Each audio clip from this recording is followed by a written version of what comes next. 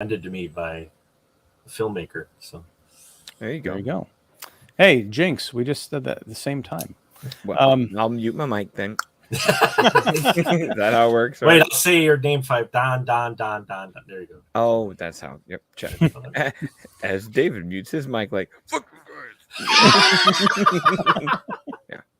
Well, we're here to celebrate, not working microphones and cameras, but and not. Oh, what? Yeah. Okay. Break up the drinks. I've got the coffee. David, what do you have? Ooh, Simply Spiked. Yeah, these are good. Canned air? No, I believe you. There you go. Oh. I love that. Drinking the hard stuff tonight, guys. Bush Light. Hold him back. I'm a cheap beer guy, and it's been a long day. So, yep, that's my first beer of the day. Wow. That's when you can't find Schlitz. No. Wow. I mean, hams. Yeah, the beer refreshing. I love hams, man. Hams is a beer refreshing. I wish I could get all these references, but I'm not a beer drinker. I'm not. You I'm know not really the commercials from the land of sky blue water. No, David. Hams, the beer refreshing. See, guys, I'm young. Refreshing. No. He is the youngest one here. That's true. No, you're the youngest one. I think you're the youngest. 43, just turned. Yeah, I'm 45.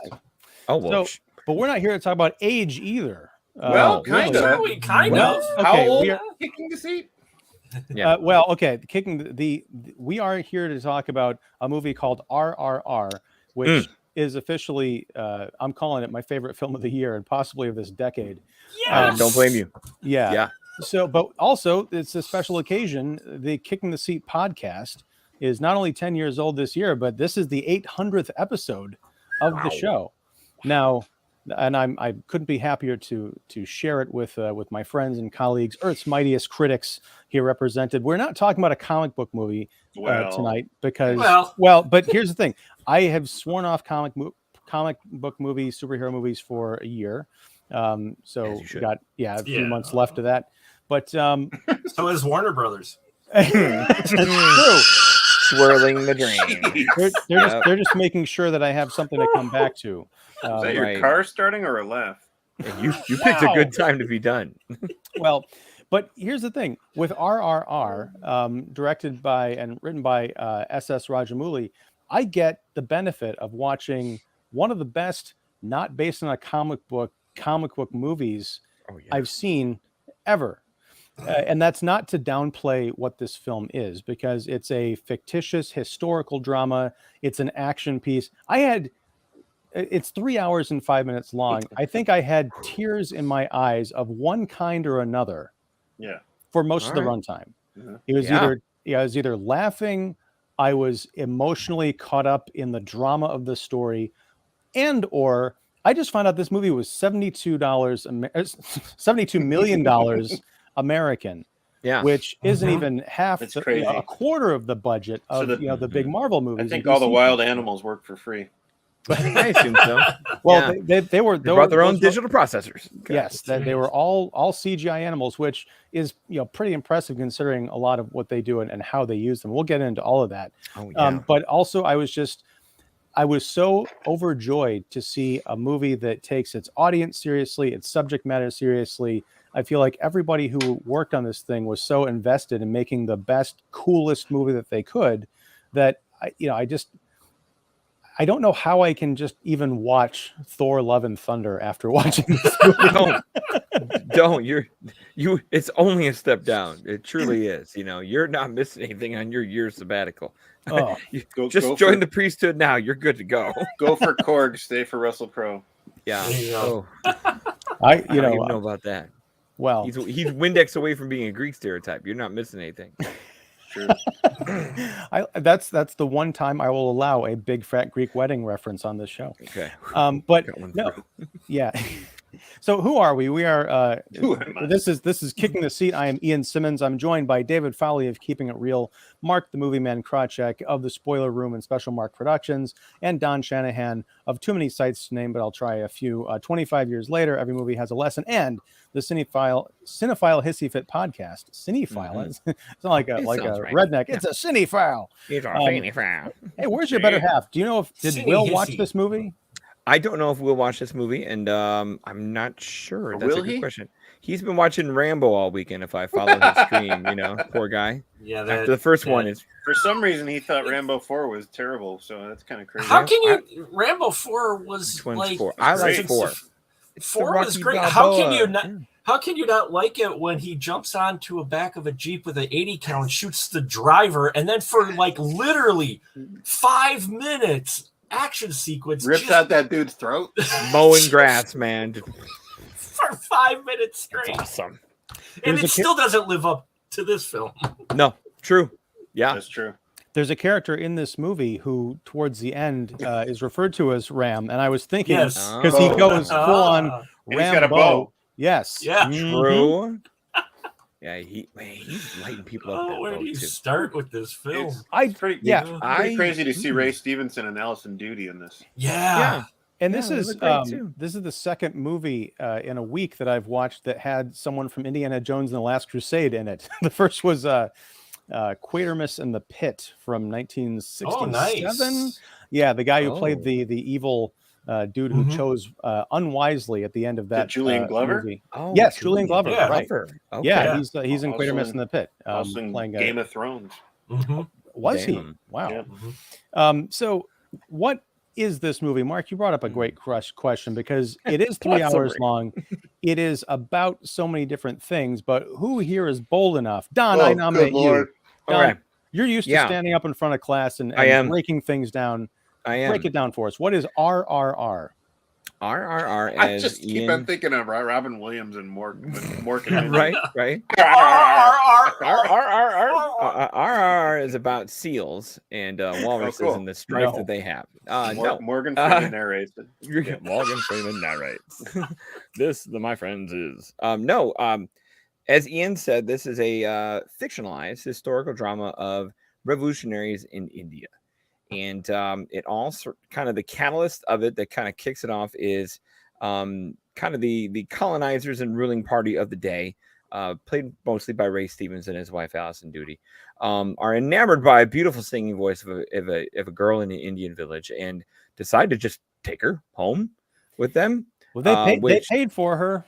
For all $1 was worth Though, it. though no one understood what they were actually doing. Right. They all assumed this village that had kind of a remote village. They assumed that they were being paid for her song. And I imagine the painting abilities because she was painting Yeah. Henna. Yeah.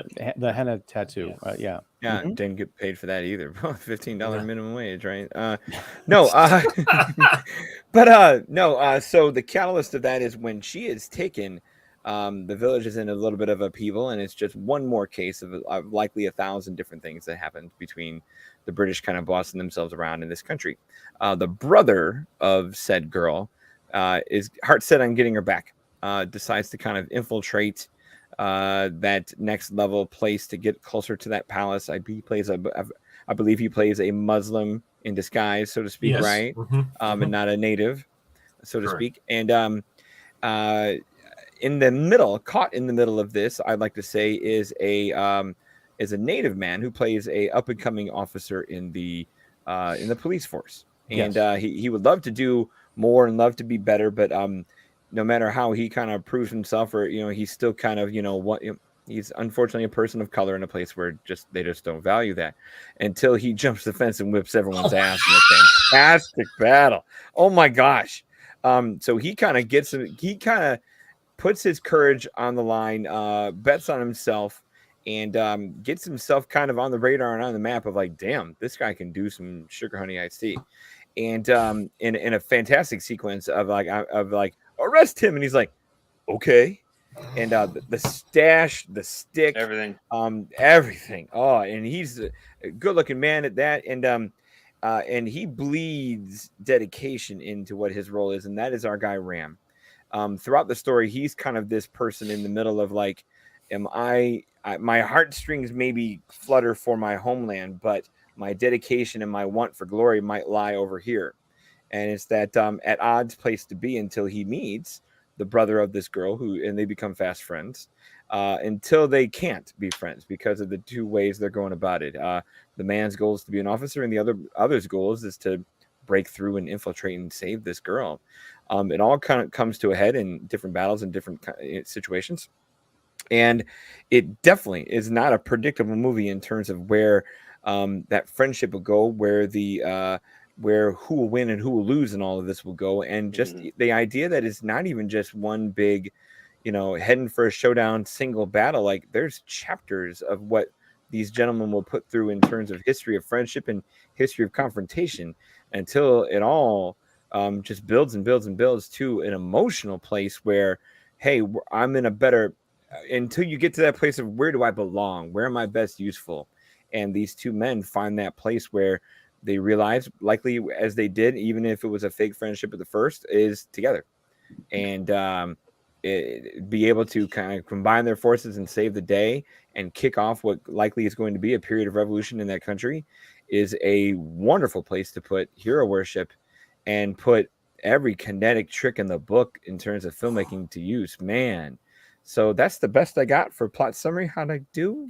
No, you did great without getting into. I mean, that's we didn't get without getting into spoilers though. Right. Because pretty much anything beyond what you've set up, Don, is spoiler territory. Because Ram, who's mostly referred to as Raju during the film, he is almost set up as the villain, and it's kind of a puzzling piece because you're like, okay, you're at this, British outpost. You're surrounded by teeming hordes of thousands of people who are being kept out by, razor wire fences and just kind of pens almost. One of the people throws a rock that shatters a portrait of, some, British colonial leader or something. And then the commander on post says, bring that man to me, as you mentioned. And Raju goes out. He leaps over the fence and he starts punching his way. I mean, this is about as close to like what I imagine a real live action Wolverine would look like in that kind of a situation. He doesn't need the metal claws, right? No. And he gets his man. It's a beautiful 10-minute probably or more sequence of going into this fight. And just when you think it's over, it just keeps going and not in a negative way. But you wonder what is driving this guy that he would sell out his own people to, again, these colonizers to that degree. And you come to find out that his relationship is much more complicated to his people, to himself. Wait 1 second. We've got some comments here. I want to jump in and honor these because it's going to get quite a show. So if I could go on a tangent for like 20 minutes talking about how much I love this movie. So I want everyone to save me from myself. Great to see you actually loving a movie. I know. This is pleasant, isn't it? I love plenty of movies. No, if you're saying I'm back, then it'd be me hating on RRR, which is impossible. That's true. It's a nice holiday for today. Yeah, I loved E.T. Well, it's true. By the way, fellas, your show on E.T. was wonderful. Thank you so much for that, you two.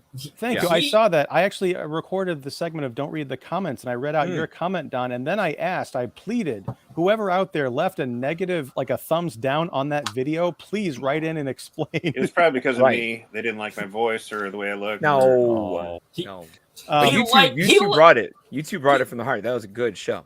Well, thank you. It was an excellent show. Yeah. And then Ian slums it on my show and watches head of the family. He enjoyed Head of the Family. Mark, he slums it with Cole doing Starship Troopers. People actually look forward to slumming it in your show. You should take pride in that. This is my favorite slum of the week right here. This is it. How do I take that? Anyway, let's look at some comments. You're a slum lord. Yes, Lord. Wrong Indian movie, guys. No. Oh yeah. Prince Vasamala writes, with 3 flames waiting for this. I think, if I'm not mistaken, Prince, when I put up this teaser late last week for this show, I think you wrote something similar on Twitter. So if that is in fact you, because I recognize the comment, if not the name, thank you. And even if it's not you, thank you very much. Got GK writing in with a happy face and some stars. Awesome. And then Team Bheem from Batman racing us. We have a celebrity in our midst in the comment section. That's a good question right there. Should there be teams, Team Rama, Team Bheem? Because it's the way everything moves around in the story, narratively, is we can easily. I mean, sure, Rama's story takes a little bit more time to root for him, And that's what I love about the movie is we get to unpack things, and as they kind of their layers of the movie unpeel there. I mean, we could automatically you could root for Team Bheem, of course, Bheem being the tribal guardian who goes out to rescue his Molly. sister. Yeah. Now, here's the thing. I don't know. They constantly refer to him as brother in relation to her. But the way that it's laid out, when there is a representative, not of the tribe, but someone who is a representative of the kind of the local population, like a liaison to the Brits, describing why it's so important, why they should care if someone from that village is going to seek redress in getting this girl back. Because the one kind of subordinate is like, what do we care? It's just one man. And then the representative is like, well, yeah, he's one man, but he's pledged to this tribe.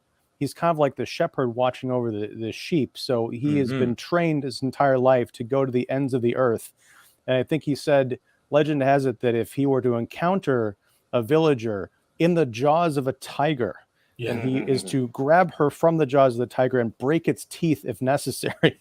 And so that's what changes it from a simple rescue mission to, I guess, Governor Scott, who's the Ray Stevenson character, his life being in jeopardy. Because that is sort of, there's almost an assassination attempt inherent in the kidnapping or the rescue. But yeah, as far as Bheem, who is our guardian character, yeah, he is definitely the more sympathetic because Raju's character, as we mentioned, we're not quite sure why he's doing what he's doing through a good part of this movie. And even as we see the layers kind of peel back, like hints of flashbacks, you're kind of wondering, all right, he's going to have to be redeemed in a pretty significant way in order to justify what he's done. And I think that he is when we find the true full scope of his story. And what I love about the film is that even though he does go to some really dark places to not, I'll just say it, blow his cover because there's more going on here than meets the eye, even he wrestles with, look, I had to go really far in order to pull this off, and I feel terrible about it. It's a very complex, layered movie, and I was thinking, towards the end of this, kind of like a Batman, Superman kind of dichotomy of these two characters.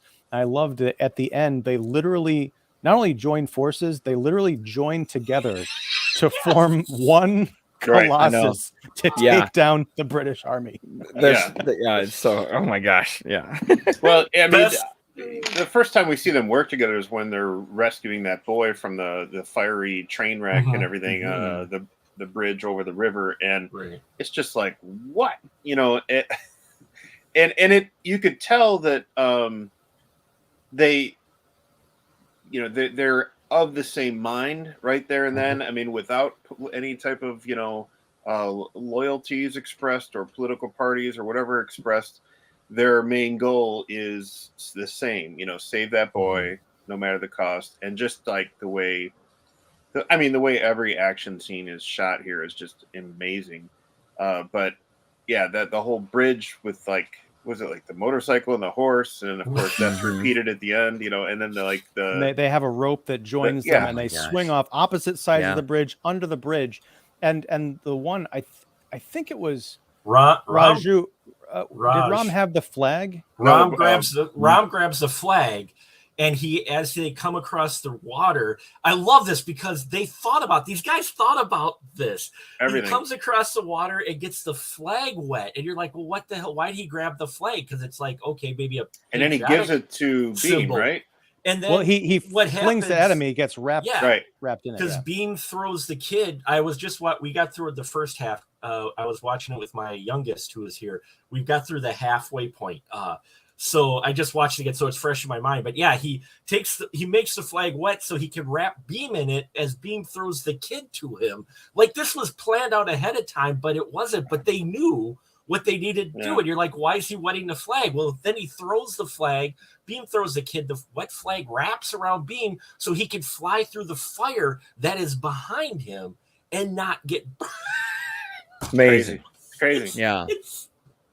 Yeah, I mean, I mean, people who have not watched RRR, if for whatever reason you're watching this, please stop, go watch RRR, and then watch our commentary later. Mm-hmm. Not that I'm trying to turn viewers away, but it is. You really get the feeling that you're watching the telling of a legend. Now, I will confess, and I think I speak for everybody on this panel, we are not experts in Indian history, global history, American history, pretty much anything outside of movies. So just why they pay us the big bucks. Right. So we're going to be butchering names, places, making probably sweeping, horrible generalizations, but it is all out of love. Wikipedia is our friend. Yes, Wikipedia is our friend. Mm-hmm. So a lot of what we've learned is from this movie, and even at the beginning of the film, there is, I think John Campea famously a few weeks ago came out and said that he had trouble getting into RRR because there was so much preamble in the credits. Like he had to sit through like 3 minutes of like title cards, and I'm like, hey, it's not that long. Yeah, you been to a Bond movie or 2001: A Space Odyssey? Yeah. It's ridiculous, but they make it a big point to say these are fictitious events. None of this ever happened. It's basically a tall tale. Now, again, reading Wikipedia, from what I gathered from there, and anyone who wants to correct me in the comments, apparently this is a fictitious story based on real historical figures and historical happenings in terms of revolt and things like that, and certainly the national spirit in 1920. Yeah, I'm getting the gist that this is like two characters who are historical figures that never met, but they're like, what if they did? And they kind of play it like this, very much like the closest American thing I've seen recently that does this is The Harder They Fall, the James Samuels movie, or the Western from this past award season a year ago. None of those characters ever knew each other, the different people that they play, but they're like, all right, let's push them all in a movie and give them work with, and that's kind of fun to bounce like each of the characters are somebody, but they never existed, not even the same decades, but like they thrust them all into a movie. Right. Or Abraham Lincoln Vampire Hunter. or Young Guns. What? Young Guns too. All right, we go. Yeah. Here's, I think Batman is here to save the day outside of the comics and jumping into our comments section. So the whole tribe is like a family. So all of them call each other as brothers, like comrade, but they are not actually brothers. Thank you, Mr. Wayne. Just like they refer to their elders as uncle. Right. I kind of picked that up. I picked that up a little bit when you watch Ms. Marvel. You have the same right. You have some of the same dynamic in the cultural references and such within there of how that folks are referred to one another. Except, Mark, I have a feeling that Batman's going to write back and say, no, that actually was his uncle. See, here we go. Yeah. No, let's see. Okay. So Pavan Kumar writes in, here we have a little bit of a fight in the comments. I'm on Team Rama as well. I can't decide. I'm a do-gooder, I'm a rule follower. I'm a school teacher. Like, yeah, go be a cop and bust some people, and then, all right, you found the error of your ways, change, Bheem followed the rules, literally. That's I guess. The rule is someone abducts one of us, you find them, bring them back. I understand what you're saying there, Don. Just give me a crap. Batman also says I love this comment. The bridge scene basically says the movie in a brief. You can see that Bheem is going for the kid. His mission is saving the child, and Ram goes for the flag. His mission is to help his country. I mean, this is wonderful. And continued, in between, they exchange their missions and work together, and only then they win. I got chills just reading. Right. It. Wow. We're done. We were Batman's. It's been a great show, Ian. See you again. Been great. 800. Batman has stolen the show, literally. That's 800 seconds this episode. That's wonderful. And there's our boy Petty. Yes, here comes here we go. Petty. Hello, guys. It's good to have you back. I thought the live was on Wednesday, and I left the search and watched the movie for tomorrow. You can always come back and watch this. Right. Yeah, sorry. Well, yes. Don't worry. We will have future live streams of some note to talk about, and then we'll catch you then. But yes, Petty, definitely watch RRR. I think you're gonna love it. I'm ready for She-Hulk twerking like everybody else, right? Come on. Wow. No, okay. just me. No, I will not. She got that badonkadonk. I would twerk for RRR though. Okay. Hell yeah. Okay. Let's talk about a dance scene. Do you have your suspenders? Do you have the physicality to twerk? Speaking of suspenders, that dance scene was great. Oh my god! Thanks for bringing us back, David. I love one of the many dance sequences. The dance scene. Oh my! I love that. That makes me smile. I mean, you knew that it was going to come in the end credit scene, of course, but just to have it break up the narrative and not in a jarring way at all. It still drives. Something that they're trying to do. It still drives the plot a bit. It still drives the plot because it's a dance off between basically the British and the locals, and they show that their dance is wonderful, but also far more advanced than what the guy was trying to show. Far more infectious. More infectious. More. Yeah, just more energetic, more everything. It also speaks to this idea of deep cover. I mean, we already talked about Raju and what he is trying to accomplish. Well, we haven't talked about what he's trying to accomplish. We've just insinuated that it's more than playing the cop who wants to get the ultimate promotion in the organization. But when it comes to Bheem, he and Raju form a friendship after that incident with saving the boy. And there's a great little fun montage of them like shopping and frolicking or doing whatever they're doing. Walking and a beautiful yet foreboding song about what could happen to their friendship. Will there be bloodshed? Right. Yes. Yeah. But there will be blood. No, there will be blood, yes. Into the picture comes Jenny, a lovely young British lady who Bheem takes a liking to. No, it's nothing like Forrest Gump. Is it the Jenny that Terrence Stamp was going after in The Limey? Oh, sorry. No.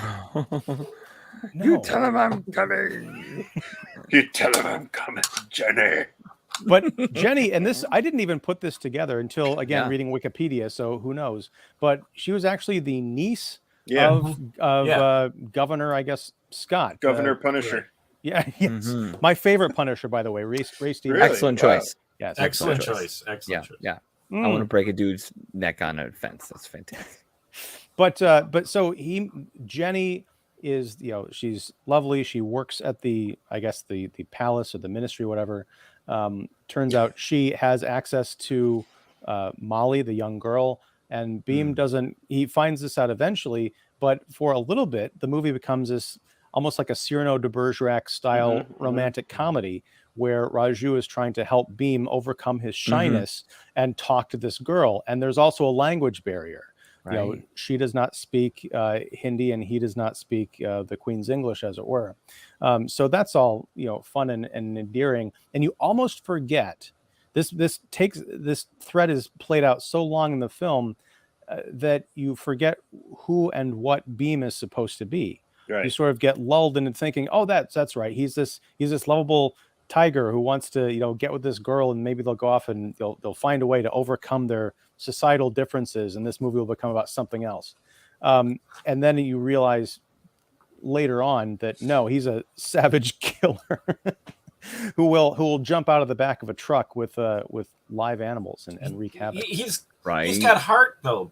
That's part of the thing with the Jenny part is that they're showing that he has heart, and it's that parallelism. It's that parallel between Raju and Bheem, in that they have the heart, but they also have their mission, and it's interesting how they give in to some of their heart until they get an advancement in the mission that they had. They have a potential to either complete it or they take a step forward. Once they take a step forward, they snap immediately back into their role, which is what I love about both these guys is that, Raju, he's actually, with Bheem, their buddies and everything, until he gets a lead and remembers the one painter who is, helping protect and house Bheem from everybody until he remembers. And all of a sudden he kicks back into police guy and starts torturing,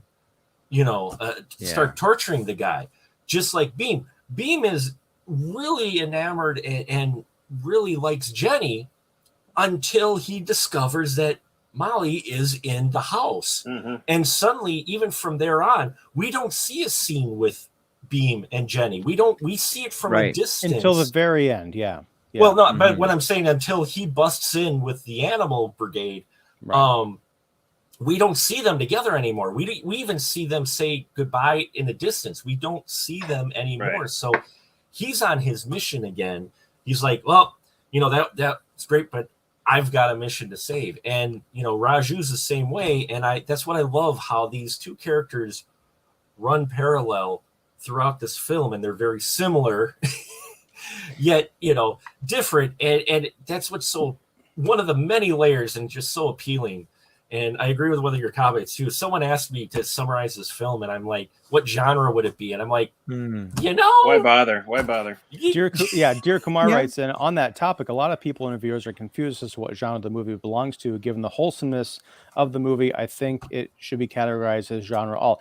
Yes, I tweeted out that it was a genre redefining movie because I was thinking of it in terms of like an action adventure picture, but it really does encompass everything. I mean, I think if you were to have to boil it down, you could say it's a historical action adventure, but it does have everything else wrapped up into it. It is cinema. Yeah, I mean, it's drama, it's epic. I mean, it doesn't have to be defined, but I mean, some people want that. I would it's historical adventure to me. I would put this as a like in terms of smile on your face, mixing of drama and heft and action and gallantry and then obviously production. Like the first thing I was thought of when I was watching this was Michael Curtiz's Adventures of Robin Hood with Errol Flynn. Like just something that I know it's still R-rated violence, but I was thinking of something that just historical, but yet of course fictionalized as can be. And then that buoyant, just that's where my brain went, was Errol Flynn. And I think too, I don't know. Actually, that's a blind spot I've got to fill in. I have not seen what many consider to be the definitive Robin Hood with Errol Flynn. Pretty good. But watching this movie, and that's why I said earlier I don't know why I would watch something like Thor: Love and Thunder after this. It reminds me of the first time I read Irvine Welsh's Train Spotting when I was 19 years old. It's written in like Scottish street dialect, and there's a giant glossary at the back of the American edition, so you can figure out what the hell people are saying. Okay. It took me months to get through the first chapter because I get frustrated. I put it down. I come back to it. But once I passed through whatever gateway it was, whatever section, I couldn't put it down. And then afterwards, going back and trying to read like regular American prose, it just didn't cut it for me. And I just went and read the rest of his books. That's kind of the way I feel about RRR. I watch this and I wonder, why can't American movies that are 4 times more expensive than this are 1,000 times more vapid, and they just can't. It feels like they can't get things right. Whereas this movie, and I don't know, maybe this is. Well, I was going to say it's not mediocre because it's one of the highest grossing films in Indian history. It setting all kinds of records and winning awards. So I don't think it's generic, but I can't speak to it and say, oh, this is unlike anything being produced in Bollywood or Tollywood, because I just don't know. But it's certainly unlike most things being produced over here in the States. Yeah, I mean, you look at it. This is released on Netflix in May, and then like when did The Gray Man drop? July. Yeah. So it's like, Russo brothers were huge fans of RRR. And then, Russo brothers came out with an action flick in July, The Gray Man. And it's like, it's straight up action. That genre is obvious. But, you look at the difference. It's like, you say, why can't, American studios make something like this? They try, I mean, they're... I don't know if they do, though. That's not this like far. I watch this movie and I have to look at everything else and say, are you really trying? Yeah, I mean, I'm not comparing Gray Man at all. Like the only reason I bring it up is that is probably the most recent, like action big action Netflix, flick. And the thing is that's also nonstop action. That's also like swirling cameras and everything, and some slow-mo movements and stuff. But you don't nearly feel as involved or absorbed by the story that you do here, and it's just there's a lot of heart here to the story that is easily something you could easily connect to, and there are some things that are very much like a fable, where like these the antagonists, the British colonizers, colonizers. No, I like the way you said it better. Yeah, colonizers. A bunch of That's assholes. Right. That's right. Yeah. They are very broad-stroked, mustache twirling villains. Yeah. And I didn't mind that at all because it's like you need that sometimes. Why not? Why not go there? It's like I'm. It's really about these two main characters and how they kind of weave within each other in the storyline, and how they grow, and how we kind of change with them, and who we're kind of connected to and loyal to. So to have that kind of mainstay, mustache twirling antagonist, the whole lot of them was pretty cool. It is kind of funny that you have two Irish actors playing the British baddies. But. Yeah, whatever works. Well, I mean, that's the thing is like you think about that, and I like nuance in my villains too. But in terms of it just makes it more interesting usually. But I'm glad you say nuance, but not knock you over the head sympathy. Like we've seen that trope way too much lately. Right, but I mean that's the thing is like most of the people in this film who are the the British colonists, they are portrayed as being evil, corrupt, not seeing the people in India as people. But we do have one sympathetic character, and that's Jenny, and I think that's important because it does speak to the idea that there were people who were kind of caught up in this time and along for the ride, and that doesn't absolve them of not being sympathetic to what was going on, with the power that their people wielded. But I think about something like Raiders of the Lost Ark. That was broad strokes Nazis all over the place. We didn't need to see the Nazi with a heart of gold. No, we didn't. Yeah, we didn't want that. No. Right, but this is kind of a throwback to along those lines. Yeah. My last we had real villainy, and not like whatever kick Disney Marvel has been on for the past half decade of like, oh, the villain's just misunderstood and he's not really bad and all this other stuff, or he's a clone. No, these guys are monsters. What I think one of the differences, and it's very refreshing, is the fact that this is a type of film. It's got everything in it. It's action and all that. You mentioned Raiders of the Lost Ark. It's similar in the vein, but it's from a different perspective. When this film is made for the country that it's in, they do not flinch at making the British just pure bad guys. Whereas in the U.S., even if you have bad guys, like you said, Ian, they make them sympathetic. Even the worst bad, you will have one baddie, but like the rest are kind of, I mean, let's face it, even Belloc, they give a little bit to him so that he's got a bit of charisma. Not in here. The governor, you want something bad happen to him. His wife is worse. Don't tell me where she got the whip from and why she has a whip. Why? Yeah, no. Come on. I know, right? I'm gonna bring my own whip to the flailing. But girl, there are simpler and smaller toys. But this is kind of why I like watching cinema from other countries, because it's a completely different approach than Hollywood, and so you get these things and they're caricatures, but they're caricatures of characters that we normally aren't used to seeing in Western cinema to the scope that they do. And I'm not saying it's a bad thing. I'm saying that's what is refreshing to me, is to kind of see them take that approach, and you have someone who's not worried, oh, we're going to tick off this demographic. Like, they don't know. Look at Top Gun Maverick. Safely just show fighter jets, unnamed country, mass, uranium. Whereas these guys, no, they're British colonists. Right, within the first 5 minutes of this, you hate them. You want something bad to happen to the governor and his wife, because you know what they're doing to this unsuspecting tribe who are just trying to keep the peace. Yeah. And you know exactly what's going on. It's also interesting because, we have the spoiler tag on. Right. So they both die. She kind of gets off light in that the character that you want to see the most horrible thing happen to, like the building collapses and, Governor Scott or whatever, he looks up and he sees that her like arm is kind of dangling down, her eyes are wide and everything. We don't get the satisfaction of her getting like mauled by a tiger or something like that. But yeah, I agree. There's some wonderful villainy, but it's also a terrific contrast to these heroes.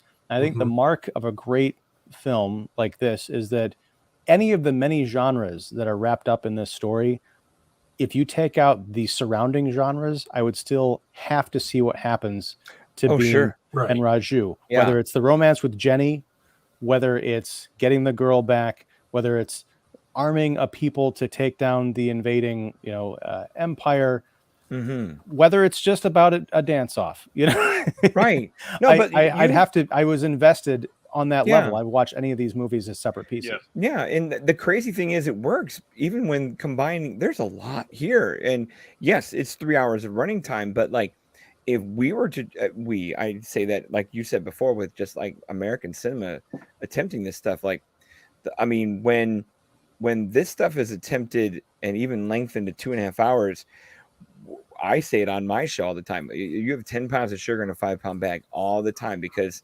the overstuffing of things without time spent or investment spent, or as Mark said, perspective used, is just it's haphazard, or it's ham-fisted compared to just the investment and time in this to, pillar to post, just bake everything they can in there. Where, I mean, I sure, could this movie be 2 hours if you shave off an element or two? Yes, but there's not.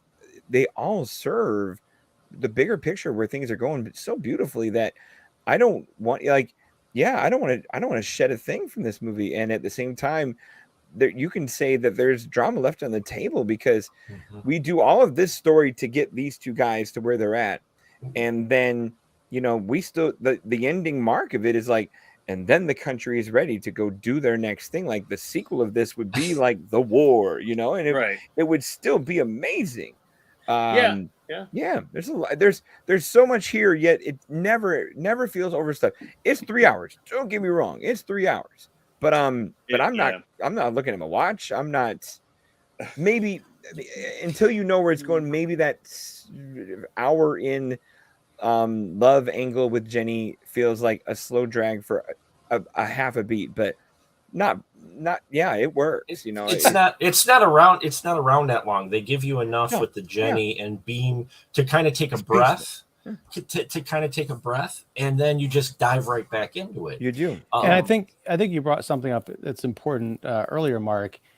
When Bheem finds out Jenny's connection to Molly, the obvious Hollywood answer is he's going to turn back into like secret agent, rescue guy mode, and use her to. I mean, he does kind of use her to get to Molly, but there's no heartbreak, there's no sort of betrayal, there's no grand manipulation or whatever. She does pretty much disappear for a while, and there's a wonderful scene where Bheem does get into the palace and he finds Molly, and there's a tearful exchange. It's just heart-wrenching. Is that during the crazy melee with the wild animal? With the animal Avengers? This is before, because he had gotten. They do see each other there.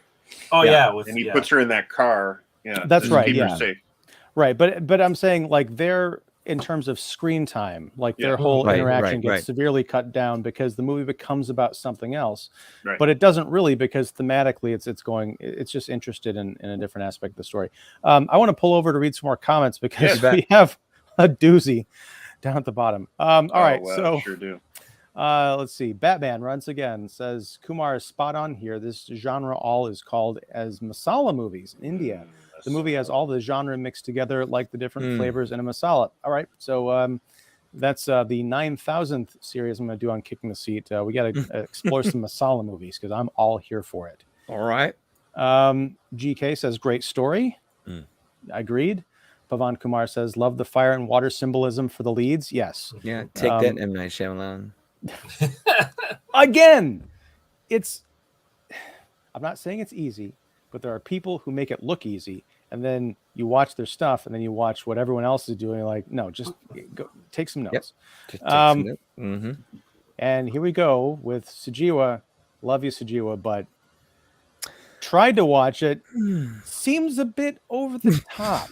It's supposed to be. It's no slow cinema, I'll tell you that much. No, definitely, yeah. There's someone, and that's the thing is like the universal praise for this movie is encouraging, because normally the people who are, yes, like far more interested in something slower are embracing this movie and its madcap sense of things nicely. And it's encouraging that there's a few cinephiles that can take off their little derbies and enjoy just a good romp like this. So yeah. Well, but I would say, Sujiwa, if you tried to watch it and gave up or whatever, I would implore you to finish the entire thing and then just see, because yes, part of it is an over the top. It's in the aesthetic, it's in the storytelling, it's in the whole concept of this, tall tales and legends story of these two characters.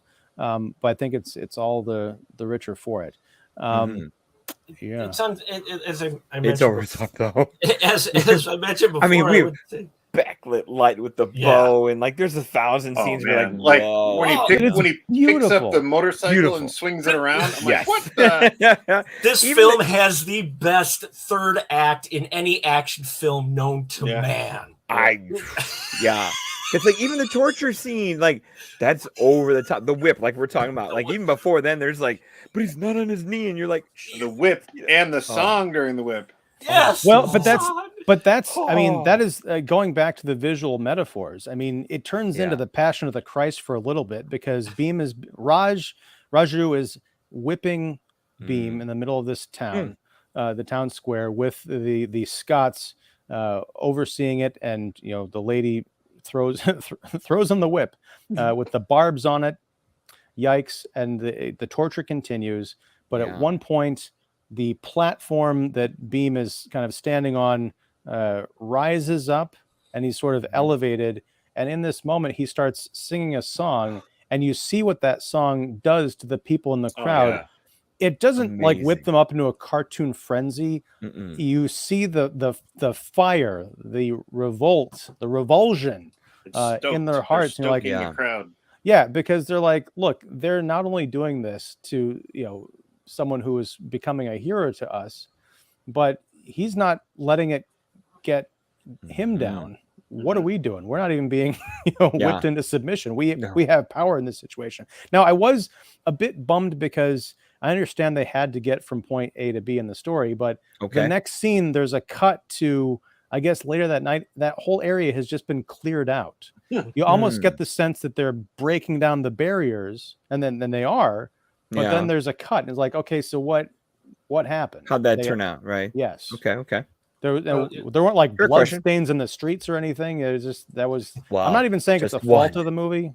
Oh well, okay, sure, yeah.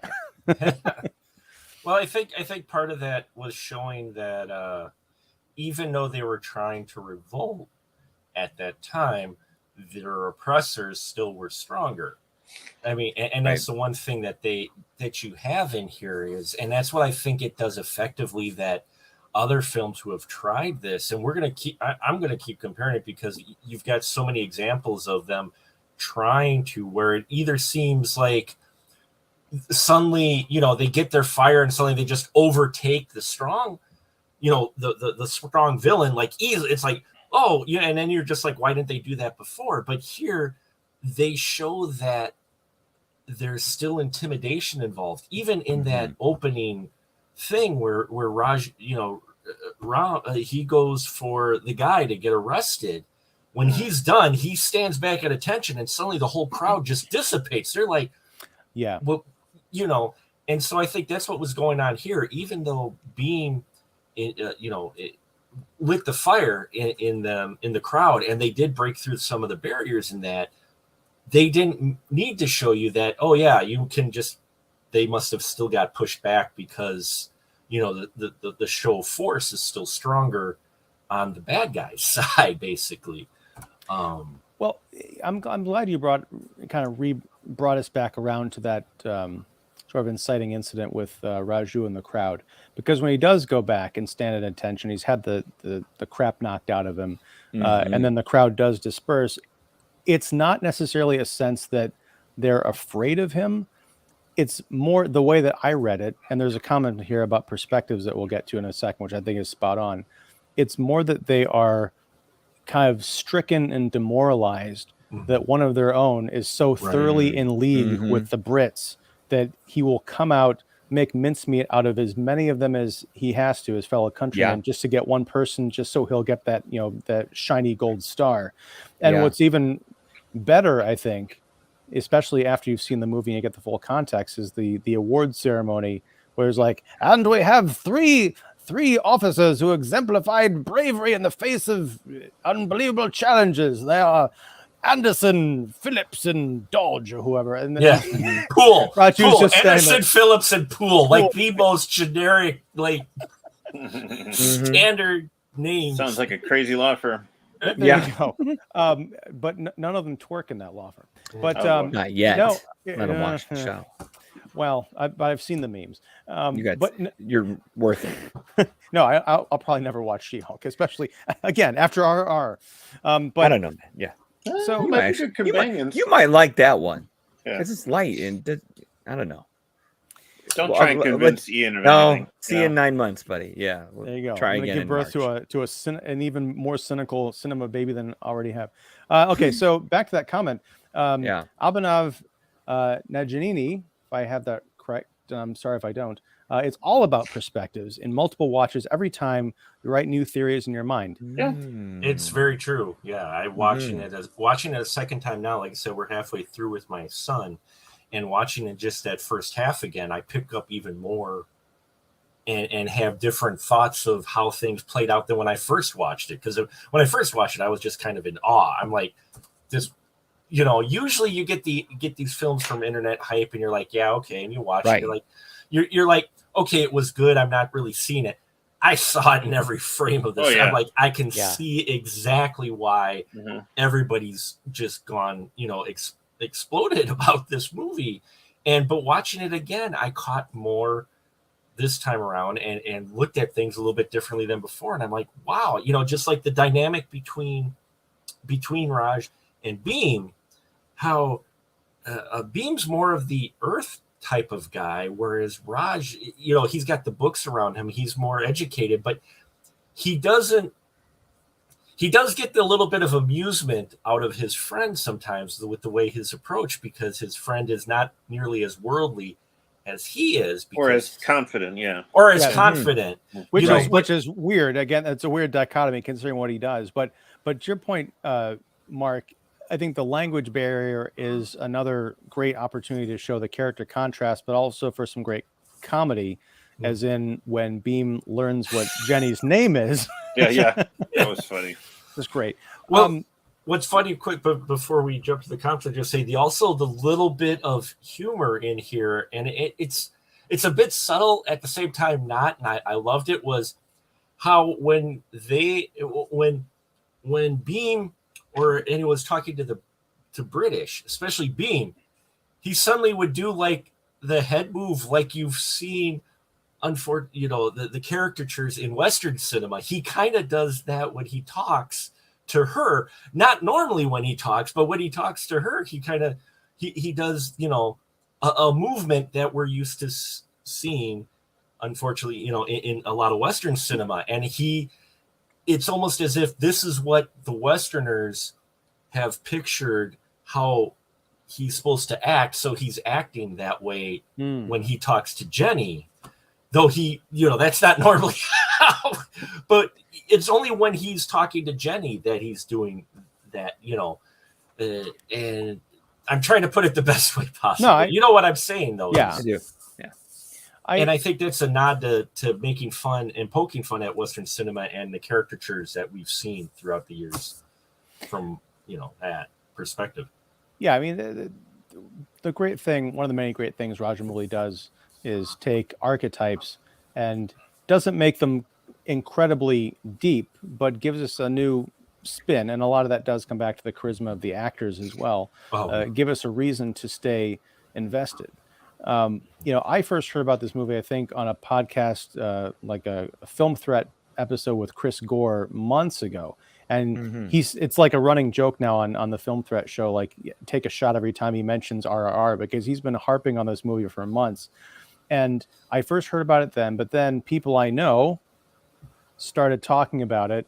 And I have not heard anybody say anything who's watched the whole film say anything but lavish heaps of praise on it. I've never heard someone say it's terrible or anyone say it's all right. People are saying you have to see it. And I'm hoping that, this is the Oscar entry. I hope that it gets some kind of a theatrical U.S. push. I know it played here a couple of times in the States, but I missed both windows of opportunity. I'm not going to make that mistake again, because even watching this on, my 42-inch TV, digitally, through Netflix or whatever, it's breathtaking. I can only imagine this thing might give me a heart attack if I saw it on a big screen, but I'll take that chance. I would totally go see this on a big screen. And Absolutely. Totally. Yeah, I think I heard about it like almost immediately after it came out on Netflix, and I'm like, oh, I guess I'll have to catch up with that. And then I realized it was 3 hours, and I'm like, okay. And so, leading up to preparation for this recording, I had to watch it in spurts, like 45 minutes here, another 30. And my wife kept coming in. She's like, this thing's still on. And the funny thing is, we talk about subtitles in this upcoming comment, but the funny thing is like, I always watch, my wife and I always watch whatever TV or movies with subtitles on. Same. And what's funny is we're watching this, and she's like, I could swear some of this is in Spanish. What's going on here? Yeah. And I'm like, I don't know. It seems like that. And so I'm like halfway through the movie, and I pause it, and I'm looking at the subtitle options. Sure enough, it's on Spanish with English subtitles. I'm like, why? I had to switch mine to Hindi. Yeah, I had to switch it to hoping to hear it better. Because like the mouse was not matching even the basic language. I had Portuguese set on mine. It was Brazilian Portuguese. That's what it defaults to. I don't know why. I had to change it. Same thing, hour through. I'm like, this gotta be better. I got to the 2.5 hour mark in Portuguese. Because they said something. I don't know if it was like, my God, it was like Dios mío or something like that. I'm like, I was so wrapped up in the movie that I didn't pay attention to what the language was. I did think it was a bit strange that I was like, wait, how did they get Ray Stevenson to, speak all these lines? And almost looked like Jenny stuff that caught me like, wait, she's speaking English. It's gotta be English come out of somewhere.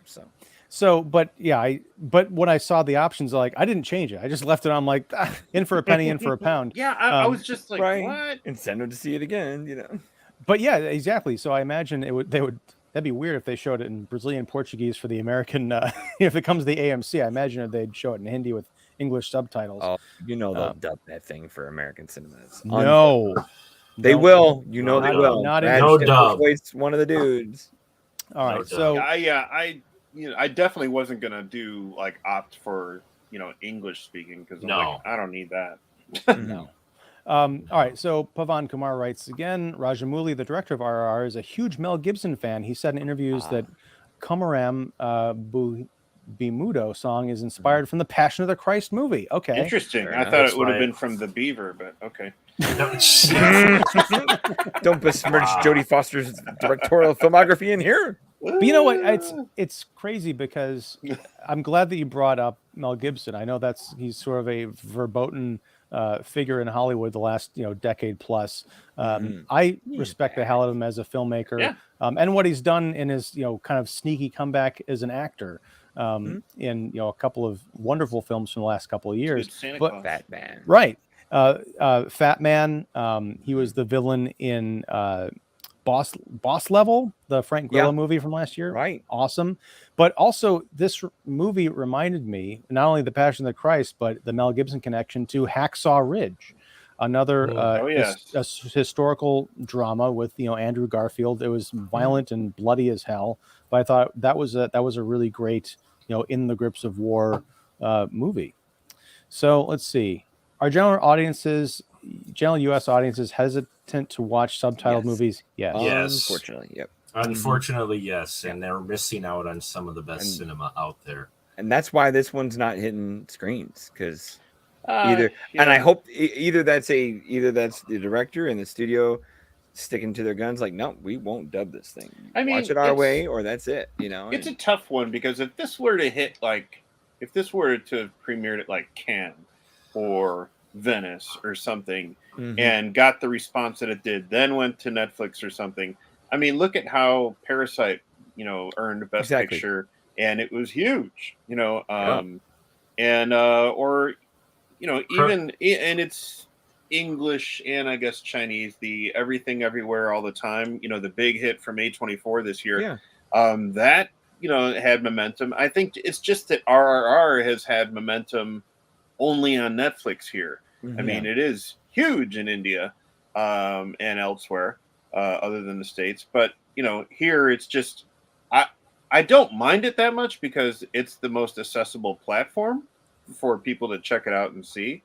But, at the same time, getting typical, binge watchers to, get into something that's totally different from what they typically watch, but it really isn't, so, Well, it's a weird thing, because I think the language would probably be the main barrier. It's weird because people will look at a movie 3 hours and 5 minutes. God, no. Right. I'm going to watch the new season of Stranger Things. Right. Yeah, I'm just going to watch all the first 3 episodes of Stranger Things. Wait. They'll still spend the time. Yeah. But I feel like, this movie, if it were given the proper push, I don't know what that would look like in terms of marketing it to an American audience or just like a Western audience in general, could be for this kind of cinema what Iron Man was to the Marvel Universe. A little movie that people went to go see, like, it's Robert Downey Jr.'s sober and he's playing a comic book character. I'll go check it out. And they were just blown away. I feel like people, if they were sat down and forced to watch the first 15 minutes, show the first 15 minutes of RRR before a re-release of Top Gun Maverick. You got a captive audience, and people are gonna be like, no, I don't want to see Tom Cruise anymore. I got to know what happens to these people. Or just the forest or jungle scene with the first the tiger. I mean, I have hopes for this movie to do like what Crouching Tiger, Hidden Dragon did for Wuxia films. Like, if that could be the bridge to make people go, wow, you mean there's more of this? Oh, there's so much more. Come over here, kid. Like, if people could find it and embrace it the way they've embraced this, or like Mark said, there's so much more of this out there. Well, and Bollywood and Tollywood in general films. I mean, if people are enjoying this, they need to check out the others, because a lot of their action films are in this vein. They, as I use the word unflinching, but however you want to call it in the U.S., even with some of our over-the-top action films, for me, for the Western films, one of my favorite action films still to come out, even though I love my John Wick, is still Mad Max Fury Road, because, and that's still one of my favorite. I know. It's divisive. I'm a middle guy on that one. I know you're, okay. And that's fine. No, I get it's not divisive. Oh, it's good. It's just I can't put it up here. I get it, but for me, that's one of those films that I was surprised, one, that it actually got put in the big screen theaters and actually got recognized for the type of film it was. Being the genre guy that I am, RRR. If people like this film, they need to check out the other. I have a Bollywood horror film called Hiss. Okay, it has a dance sequence in it. I never thought I'd see a dance snake dancing in a horror film, because that's basically kind of the way it's spun, is a horror film. But there's a dance. It's a different approach to filmmaking, and it just feels like a little bit more creatively they're free to explore ideas, and you don't have someone going, well, that's not going to hit this demographic of 25 to Right. 38 years Yeah. old. It's like, wait, you want him to literally grab an arrow out of a guy who's flying past him and then stab it into another guy just as he hits? Yeah. I'm like, yes, that's what I want. Yeah, as my podcast partner would say, this is not a 4-quadrant movie. You know, this is middle-aged men. You know, like I look at the characters in the movie. This isn't teeny bobber heartthrob 20-something people. I'm not saying these two guys are schlubs. They're good-looking men, but at the same time, it's not a kids movie. It's not a boomer movie of just old people either. This isn't a Liam Neeson film, you know, like it is all its own vigor and energy, and it's got a spot for that. I did look this up, by the way. RRR is eligible for the Oscars. It's unknown whether it would be India's selection. Apparently there's another contender film called The Kashmir Files that's supposed to be pretty high up their list. But if it does not become India's representative for best foreign language film, it is still completely open and eligible for all the other categories. So I mean, in an expanded field where we can get as high as 9 or 10, go ahead and put something like this in there. It could totally stir the pot. Absolutely. Cinematography at least. I mean, that's the thing with the way this film is shot and just the technical part of it. Even if you're going, oh, well, I don't like subtitles or whatnot. If you're a film fan, just watching it from the technical aspect of how the action scenes are filmed, how the establishing shots, the editing of the action scenes. I mean, it's you wouldn't want to, but you could totally follow this movie with the volume off. Absolutely, you could. Which is crazy. Here's the thing: you miss out on the song and beautiful miss, but I'm just saying it's totally. that easy to follow. Mm-hmm. I just feel like, and this is again a sweeping generalization, but the people who complain about subtitles, I don't feel like they've actually watched subtitled movies, right? Because you describe it to someone, hey, it's you have to you read the screen to see the dialogue that the characters are speaking. It sounds like work, but a well subtitled movie, they go by quick but not too quick. You get the feel for what's going on, and it moves, and eventually you don't even notice that you're reading. You're just absorbed in the story. It's especially in a movie like this, like Mark said, there's enough editing for like just being in the scene and the establishing shot of one or the reaction shot of another where there's not 800 pounds of dialogue going on at all. Right. I think of like the snake bite scene as a simple example where not a lot of words in that scene, not a lot of dialogue, but just how do you show it? How do you tell it? How do you do you don't like David said, you can watch that scene with the sound off and be completely absorbed and just that small scene alone, Well, it is all. I know I just said it's not like reading a book, but it is sort of like reading a book in that when you're reading a novel and you're really engrossed in the story, you get so caught up if it's well written that you don't even realize, or comics, but you don't realize you're reading. You're not sitting there going over every single word. You're flying through the story. Your eyes open wide. You're not down here going, oh my God, did I miss it? It's like anything else. You're sitting back and you're just in, Yeah. Exactly. So, all right. We got a lot of comments, so I'm going to get through these. It's okay. RRR international version had English dialogues. RRR is English friendly. Okay. An American girl watching RRR in theaters 14 times. Does that meet that girl? Don't that one American girl? Don't take this wrong, GK. I don't know. Are you saying you are an American girl watching RRR and that you've seen it 14 times in the theater, or you know someone who has? Either way, I think that's awesome. And that would tie my. That would call tie that my a keeper in the business. Yes, very much so. And that is my record for watching a movie in theaters is 14 times. Yeah, I'm a 6. Which movie was it? I'm a 12. You watched Pulp Fiction 14 times. I'm a 12. Senior in high school. Yeah. I took everyone I knew multiple times. A dozen times. Who Framed Roger Rabbit? Nice. So that's 14 times. That's 3-hour movie. That's 42 hours, right? Yeah. Back when I had free time and money. Now the second place was 13 times. American Beauty. No way. You are just jerking off the Thor version. I just know it. Yep. I'm not going to say you're wrong. Anyway, let's see. All right. Ram goes by mind. Bheem goes by heart to simplify the characters. I could see that. Yeah. The film was shot originally in Telugu language. Right. Netflix has the Hindi dubbed version. Yeah, Okay. even the Hindi, I even did the Hindi notice is that. Yeah, still dubbed. Yeah. I would love to see the original, the Absolutely. original dialogue version. Just still. to hear these men, Yeah. Is there going to be a home video release? I'm off topic, but sure. I can look up. I want this thing in 4K. I would go get a 4K television to watch this in 4K. Actually, I just had to buy a new television. Not had to, But yes, you did. But yes, okay, yes, you did. We had a 55-inch Samsung for like the past 7 years, and it developed this black vertical line going down the middle. So everybody we talked to was just like, just go get a new one. So we now got a 65-inch Samsung. Nice. And watched, RRR and that, and of course it's 4K and everything. But it was cool. Very cool to watch. So what you had, David, was De Palma vision. That's right. That's right. In De Palma, although he would have had to tilt the TV at a 40 degree angle so that Who's to say he didn't? Right. Who's that? RRR US remake with Arnold and Stallone. No, God, don't even put that out in the universe. No. You're in the 80s, maybe in the 80s. No, I'm saying that's a terrible idea because I love Arnie and Sly, but it's NT Rama Arnold singing that song, getting tortured.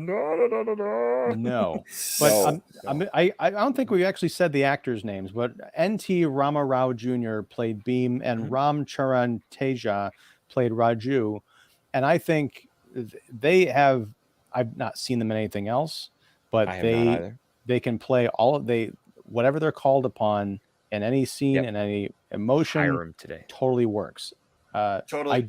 I don't want to see them come to America and get spit out of the Hollywood system. Well, that's the problem. You're going to be the fifth villain in the new Fox Disney X-Men. Exactly. Well, that's the problem with the popularity of this movie. Is the next step would be that a Hollywood studio would say, "Hey, SS Rajamouli, we really like what you're doing. Here's money." And make Eternals too. Anything to perk that movie up. Here's Squadron Supreme. I mean, I just feel like just stay where you're at and keep on doing what you're doing. And I mean, there's we've seen that happen before. There's no reason for that. No. All right, so I'm just going to put out a fire here. Okay. So you're responding to Sajiwa. NYC indie filmmaker, lots of laughs. Yeah, I can't. I see. I'm wondering if Petty's laughing at that because of the fact that maybe he's seen Sajua post before, and now he's adding he knows the NYC, but also that he just talked about Arnold and Sly, suggesting, and then indie filmmaker. I'm not sure. I don't know, but I like to think that Petty is marveling at the idea of a Sly Arnie version of RRR, which that's going to give me nightmares. Directed by Sajua as a New York this City movie's indie I mean, this some American producer right now is like, we got to make that thing our way. It's coming. Or a shitty attempt. It's going to get greenlit enough that maybe it never sees the light of day. Kind of like that. What's the thing they like the Hell remake starring Chris Hemsworth and Chris Pine? Right. Yeah. It's going to be something like that. No, what was the foreign film everybody loved with the woman and all the naked scenes, and they were gonna have Nicholson and Kristen Wiig do it. I know what you're talking about. Yeah. But that never took flight, and Nicholson's pretty retired and supposedly knee deep in Alzheimer's, or that's not happening. You know which movie I'm talking about? I do. I forget the name of it. Yeah, because everyone raved about it. It was on everyone's year-end list. It was the foreign film of that year, and but anyway, someone's gonna at least try. Get a spec script. I don't know. I feel like this is such a specific. What they do is they would try and capture the magic of RRR with a contemporary American setting, because it's such a specific story about 1920 in India with British colonialism. I mean, what they can make like a Civil War drama or some nonsense. I don't have any idea what they would do. I hope they do nothing with it. They leave it. Yes. Leave it its own. David, you were onto it with Parasite. I think just release this let people who have, and not just critics. I mean, I don't want to demean, who and what we are, but people can look and say, "Oh, the critics love it. I guess it's probably going to be trash." Go ahead. Everybody else is critics. We earned it. Critics. Yeah. We earned it. But I feel like if people just discover this movie, even if they get dragged to it by a critic friend, they can go back to all their, and this is not to be demeaning, but they can go back to all their normie friends and say, "I just saw this movie. You're not going to believe it. It's on Netflix. Let's watch it together." I think that's the kind of word of mouth that could spread this, and it could be the next Parasite, which unfortunately they are remaking for. They were talking about making that into a series at one point. Yeah, but that's Hitchcocky enough. You don't have to have that be in Korea. You're like, that's a sneaky American. Sure, you could do that. Yeah. Whereas you're right. This is so specific that what I guess the Civil War. I don't know, where'd you put this in America? Well, obviously we're putting it in Los Angeles right now. Yeah. Huh? In the comments. So I see. Abanov writes, RR original version is getting screened in USA now, mostly in Los Angeles. In that Brit speaks English, no voiceover explanation, which I would love to see this in a Cinema Dome. Cinema Dome in Los Angeles. That would be amazing. Ooh. Yes, any chance to see it on any kind of a large screen. Let's see. Prudvi Nani writes in, just hoping for Oscar because we want what Parasite done to Korea's cinema RR does to India. Yeah, there's a plethora of India movies and stories to the world. I'm there for it. Yeah, spotlight for that country would be wonderful. It would be, because they have some wonderful. There's wonderful Bollywood stuff out there that I don't know about you guys, but I see like a lot of Indian films listed on like local AMC theaters. Marcus, I see him. Marcus does it a growing too. population, there's little niches here and there. Marcus Theaters does it. It's an hour away, but in Appleton, actually, they show, I think almost every month they have one or two international showings. A lot of it is Tollywood and Bollywood films. That's impressive in a place like Appleton. In the middle of Wisconsin, they actually are showing that, and they show it regularly. It's not like it's a one-off thing for once a year. Like I said, I'm always seeing listings for different foreign cinema on their screens because they have enough. And I'm like, if I lived in Appleton, my wife would just say, change your mailing address, because I would probably be at the theater like almost every night. You probably work there. This sounds like an exit strategy, Mark. This could work. But you know what? Good thing she doesn't watch these. None of her wives do. You know what? My wife doesn't watch these at all. My wife watched RRR with me the other night. No, she means these shows. I know. No, never. Yeah. Did she watch? She didn't watch all of RRR with you, did she? She did. Wow. Okay. And that's the thing. It's like it's pretty much all you get nowadays. But no, we started this at 8:30 in the morning. No, PM.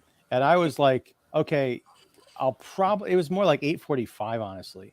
And I was like, we'll watch the first half of it, and then maybe the second half the next night. But we just kept watching it. We took a couple of bathroom breaks and to get snacks and stuff, but we just had to finish it. And at the end, because I'm always kind of worried when we watch something that I recommend, especially if it's really long, right? Because we're lying in bed together. I'm not like looking over to see, isn't this cool? Isn't this great? But she was like laughing and reacting and getting caught up and stuff. And she really, like at family dinner night the next night, we're talking to her parents about it. And she's getting almost as excited as I am talking about this crazy movie. I don't know if we convinced her folks to watch it at all, but I feel like we gave it a good shot. There you go. But what was but Mark, going back to the Appleton, Wisconsin thing, what that says to me, if Marcus Cinemas is showing, and I don't know if they're doing this other places or if it's just for that particular market, if they're showing an Indian film every week and they're spotlighting it, that means that there is an audience who's showing up in significant enough numbers to watch it, which gives me hope for something like this. And I know Appleton is not close to you, Mark, but have you thought about maybe going and hosting? You could host a movie night or something, or build some kind of like community around it. Yep. That would be interesting. I'm not saying you need to. I'm just saying it might be an avenue to explore, because I think that'd be awesome. All right, David will give you pointers. It's Downers Grove North. Oh, I know he is. He's like a regular. I know. I think they got their name on it. Oh, that place is a palace, dude. David's in a beautiful place, man. Well, he's a beautiful man. So yeah. Whoa. No offense to the music box. I'll go to the Tivoli anytime. Yes. I was there 2 weeks ago. This night, for Relative. Love that place. All right, She Viral in Twitter. I imagine is that what you're talking about? The girl who was 14 times. Yeah, I think. Yeah. Okay. All right, I gotta check that out. Yeah. All right, so does that mean she viral? Oh, sorry. She went viral. Yeah, she nice. viral. Their code name. That's a great name, actually. I'm gonna steal that as my handle if it's not taken. No more kick seat. No. All right. Well, and we actually have a one lot more. more. Yeah, a lot of comments. Oh, here. we should go through. There's a lot more in that. Yeah. No. Is that true? No, please no. Our original version rates with Watch out. Watch out. I literally legitimately just got queasy, you guys. Abhinav, please tell me that's not true. Yeah. Anyway, we have that, Winnie the Pooh horror movie coming up. So yes, I can't wait. Don't rain on Mark's parade. You would. I can't wait. I literally, I because I have no connections whatsoever. I reached out to their PR people. I'm like, hey, if you're looking for reviewers, put me on the list. Yeah, so, I'm rooting for all these IPs from Disney to hit public domain for people to just butcher them. Can't wait. Can't wait. They're doing Disney a good won't let enough it job happen, themselves, though. All right, we're gonna breeze the rest of these because I know we're going a bit long. But let's see. Privy writes in it's American movies feel. Come on. Yeah, well, that's true. Yeah, but I know we're not going to go 800 minutes and stuff as well.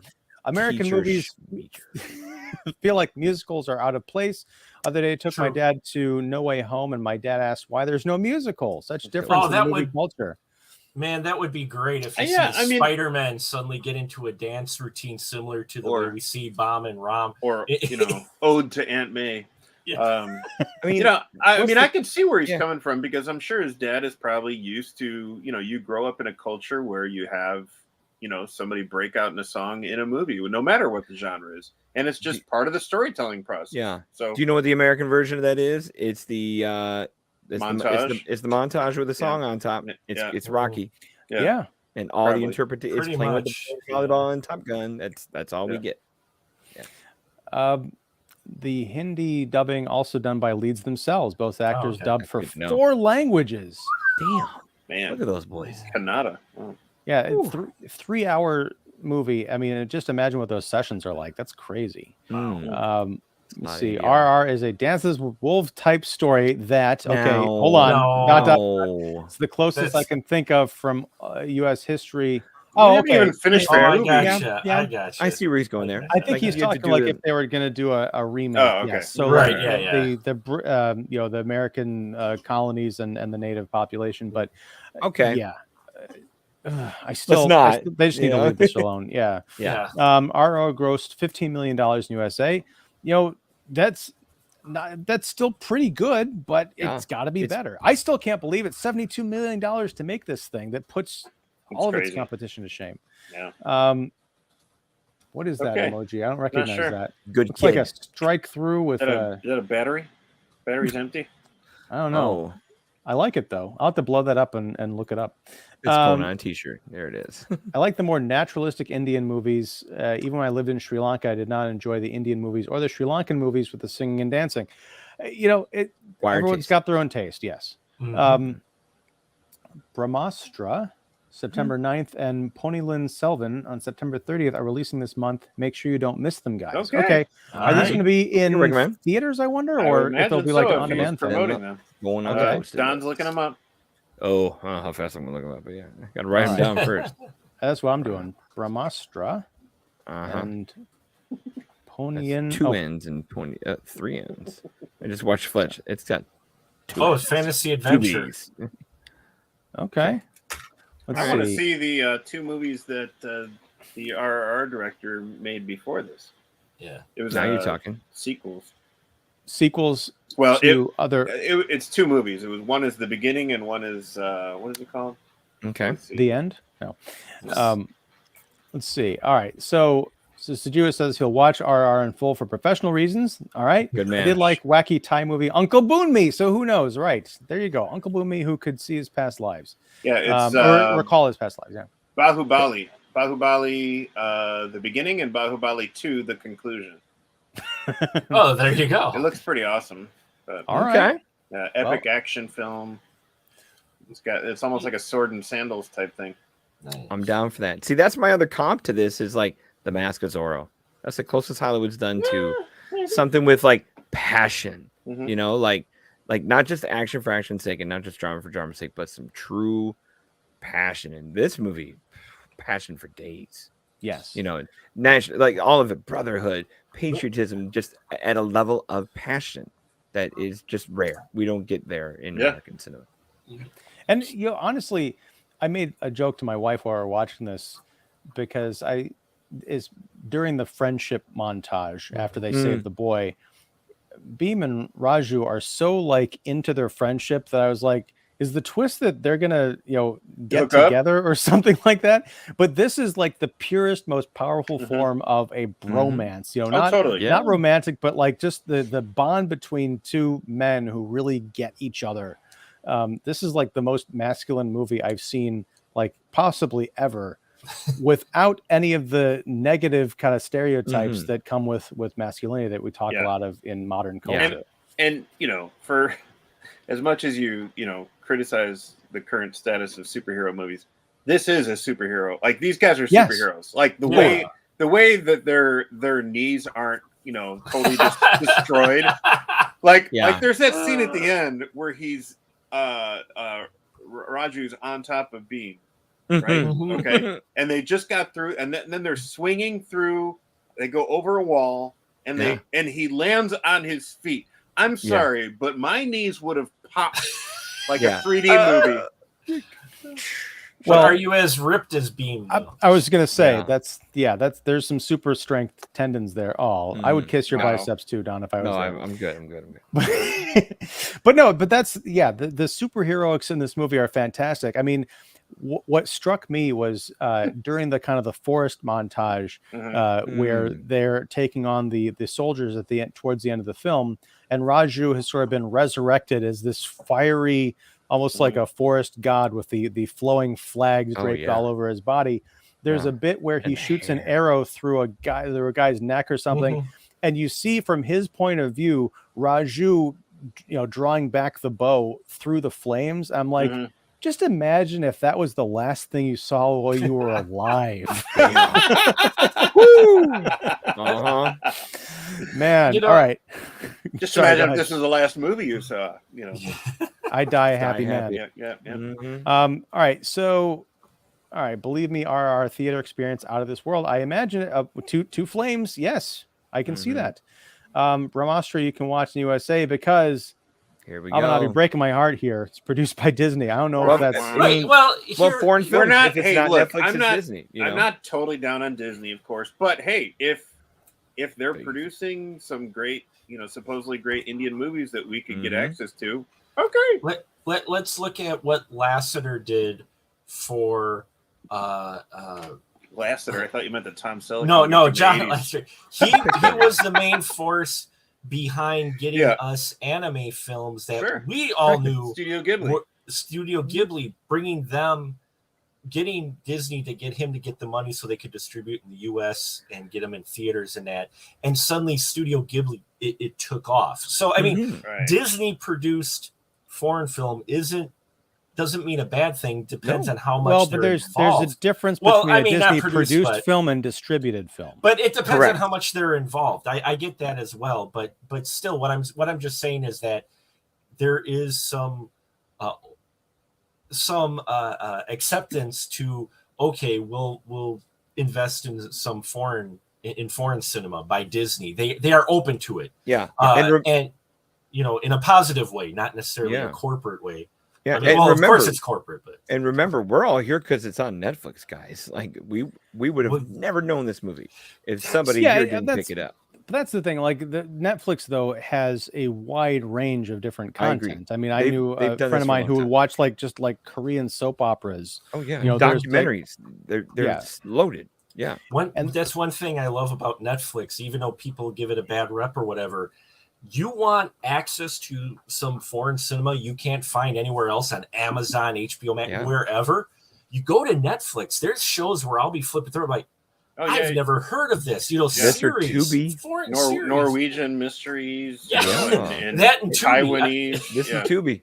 You find a lot of foreign crazy stuff on Tubi. Wonderful stuff that you would have never known, but you're scrolling and they put it right up front. And I'm like, this series looks awesome. I've never heard of it before. It's a foreign series. I don't care, And that's the thing is the springboard we're talking about, like every one of these, every one of Squid Game, every one of Parasite, I have to think they will all help make enough new fans that we will find more of these as they go on. Like this won't be an enigma, and man, I hope it's not.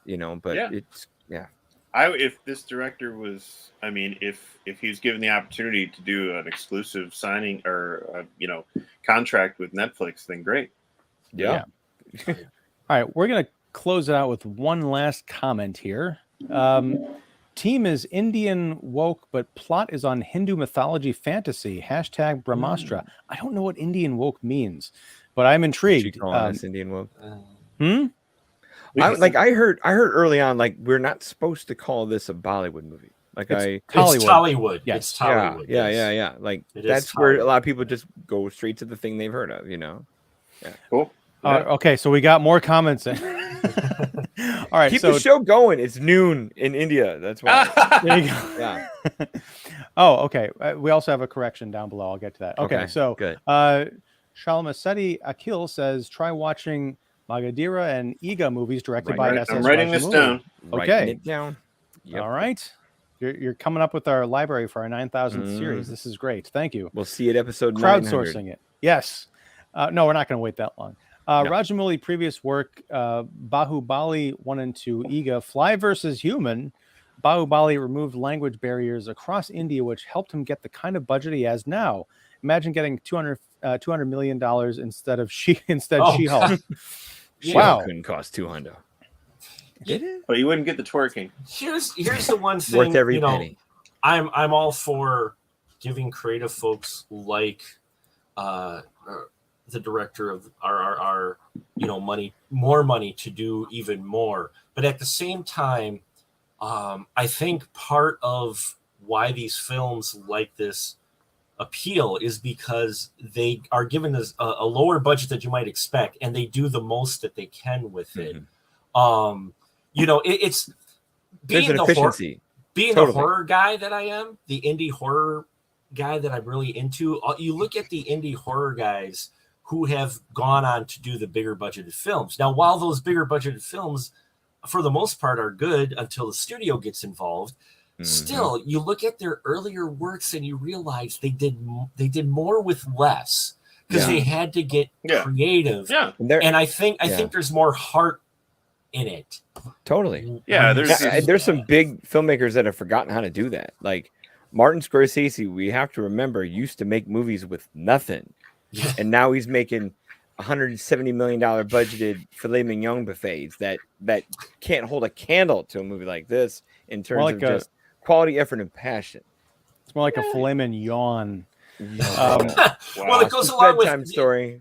I don't know how true the story is, but we remember when Deadpool, a superhero film, came out. They made it for what was considered a low budget of $90 million or something. Yeah, I believe so. And they were offered more money for the sequel, and they actually said no. They didn't want more money than what they had the budget for the first film because, again, you end up resting on your laurels, and you end up making something that might not quite have that zing or that extra spark that if you make a lower budget film. It's why I love indie film so much.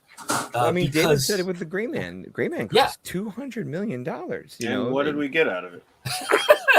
A good time. It's just more. It's more content. The Bodyguard's hitman's wife's was the hitman's wife's bodyguard or whatever. You look at that and the budget for that and what that film ended up being, you're like, really? That film cost that much?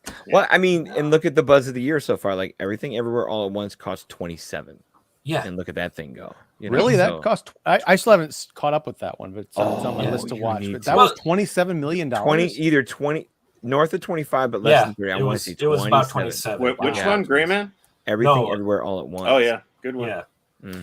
All right. So, correction from Abhinav Wokes. and wokes equals wokeism. Call in India. Oh. Smiley face hashtag liberals. So it is the Badge same of thing honor. over. It is the same thing over here. You're welcome. But yeah, thanks for clearing that up. Watch KGF and Puspa movie. Okay. All right. Again, I'm just my arms getting sore from writing all this down. KGF.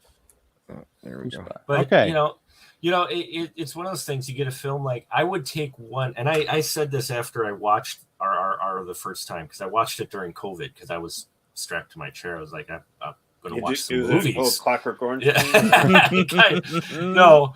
But and I waited till the hype died down because usually I like with these films that especially explode over what I call the YouTube movie reverse, universe. The YouTubers just going nuts. I wait till that dies down and then I'll watch it just to see. Mm-hmm. And I watched it, and it just boggled my. I take one of these over a superhero film every month. Well, yeah, I really would because I would watch this again. Totally. Yeah, absolutely. Well, I grab my garlic naan from Trader Joe's and some chicken masala. I'm all set. Oh, now I want some. Grab a Bush Light. Now I'm hungry. Now I'm hurt. I'm just gonna stick with the popcorn and dots. Yep. But I'll do it. That's like my go-to because you mix the dots with the popcorn. It tastes like tricks. Yeah. Okay. So last count. I'm closing it out. I don't mean to sound Ian does need to for go the to comments. Yeah. I do need to go to bed. Although I've been drinking coffee, so I don't know if I'm screwed either way. But KGF and Pushpa for sure. Good. Watch with good home theater. Okay. Come to David's house. Yeah. There you go. You're 60. Well, the catch is you have to get these new TVs with the sound bar and back speakers. I know. And we're not there yet. We're not there yet. Same here. Just a good TV, Black but now Friday, no bar. I guess. Yeah. Well, I still still got the old school 5-point surround sound in my living room. So it's not the sound bar. I actually have multiple speakers. I have multiple speakers, but they're really just they're broken down. They're not. Yeah. Yeah. My the old version of Dolby multiple 5.1s speakers from college. Yeah. Is this podcast? Yes. I was going to say my family talking at dinner, but that's about as sophisticated as I get. But anyway, I don't mean to sound ungrateful. We all appreciate all the comments. This has been a great audience. I think probably our biggest audience for a live stream that we've had. Gosh, awesome. This is great. I guess we just have to watch more Indian movies so we could get all these comments. Well, you know what? Academia di Giallo. I don't know how to pronounce Academia Giallo. I don't know how I'd turn that into something for Indian cinema. I'm sure you'll figure it out. Yeah, I shall, and hopefully I'll have some companions to join me on that adventure. So, thank you guys all for on Amazon Prime. Okay, good. Are they both of them? Well, go look at your comments. Wait, hold on. More comments. I can't keep up with this. Wait, I missed. Keep the show open. There it is. Going. Okay, they're both on Prime. It'll just be us sleeping, and their comments will still be running. Yeah. Yes. Well, keep those coming because I will come back and check these out as I'm able. But thank you, my lovely and talented panel. Hold on. I was lost in a Turk in the mist in this live, but I enjoyed it anyway. You are the best. To the next time, greetings. Thanks, Petty. Watch our come back and watch the replay of this, and everything will make sense. I hope. But yeah, thank you. All right. So thanks to my panel, Earth's Mightiest Critics, David Fowley of Keeping It Real. Happy 800. Thank you. Mark, the Movie Man Krawcheck from Spoiler Room and Special Mark Productions, Don Shanahan of 25YL, Every Movie Has a Lesson, and Cinephile Is If It podcast. I mean this, guys, I could not have done these 800 episodes without you. I agree. Thank you. We're on the same page. But no, the guy who's been in 500 of them, right? Almost. Yeah. But you've been guests, you've been friends, you've been mentors, and just movie lovers, and I sincerely mean it. And there are other folks who couldn't join us tonight.